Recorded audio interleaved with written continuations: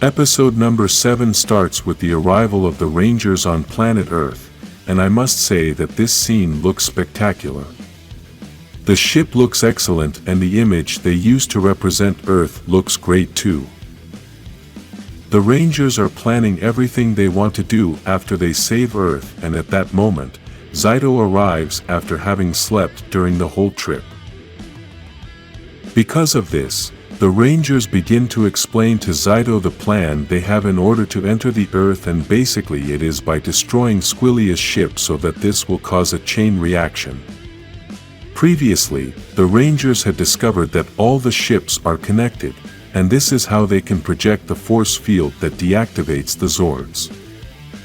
If they succeed in destroying a ship, then that connection is severed, and the force field disappears. In this plan, Heckel must reveal his identity and destroy Squilia's ship to deactivate everything. Now the Rangers enter the Zords and Fern is very excited as it is her first mission in a Zord. On Squilia's ship on Wizo arrives to search for sentinels due to the instructions that Lord Zedd had given earlier and that Squilia asked him to take care of. At that moment, the Dark Ranger reveals his identity and uses his weapon to attack the villains.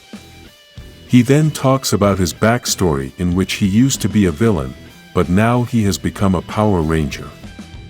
The Sentinels arrive to fight the Dark Ranger, and meanwhile, the Rangers begin to approach Earth with no word on what is happening with the force field. The Dark Ranger tries to destroy the ship's controls to disconnect the force field, but Squilia manages to stop the attack and then traps the Ranger. Because of this, the Rangers begin to be pulled in by the magnetism of the force field and are about to crash. Squilia sends sentries to catch the Rangers, and although Tariq tries to look for the Rangers, he is unfortunately too late. Although some Rangers were caught, Zaito and Ian are still free, and Zaito uses his magic to save the Zords. Because of this, Zaito is very weak, and Tariq arrives to help them. Unfortunately, Zaito's weakness is too much, and because of this, he faints, but Tariq teleports them to a secret place so he can rest. While Solan starts to check him, Zaito manages to wake up, and now Ian starts to ask him many questions about how the Morphin Masters brought him back. Zaito decides to tell them the truth, and that is that the Morphin Masters filled him with the energy of the grid, so, if he keeps using magic, he will die when that energy inside him runs out. At that moment, Pop-Pop arrives with some artifacts sent by General Shaw, who is in charge of the Beast Morphers Rangers, and these artifacts are used to teleport very large objects like a Zord or a ship. The Rangers will use them to move one of the enemy ships, and with this they will be able to deactivate the force field, but at the same time it will deactivate the energy of the prisons. Although it's a good plan, they need some distraction, so the sentries don't catch them placing the artifacts, so Zaito offers to use his magic to create a distraction. Ian gets very angry and asks Zaito to talk about this somewhere else. Ian and Solan don't understand why Zaito wants to keep using his energy despite knowing what is going to happen, but he tells them that this is why he didn't want to tell them anything. Zaito needs to help the Rangers and says that possibly the Morphin Masters can fix what is happening to him. He then asks Ian and Solan not to tell the other team members, so they don't worry and concentrate on defeating Lord Zedd. The Rangers begin the distraction, which is to turn Solan into a giant so that the Sentinels will try to attack her, and Zaito asks Ian to hurry. The Rangers manage to teleport one of the ships to the top of the prison, which causes the ship to crash and destroy the prison's energy. I must say that I really liked the design of the prison, and the special effects were very well done. Zaito was very weakened, so Solan is going to take him to the base, and then all the prisoners start to escape. All the Rangers manage to evacuate the whole prison, and now Squilia arrives with part of the army to confront them. The Rangers begin their transformation and then Jekyll and Billy also transform. This is one of the most epic scenes we can see in all this season, all the Rangers united to destroy the villains. After that we get to hear one of the best jokes in this season as well. Unwiso says that he is going to grind them into cosmic rainbow paste.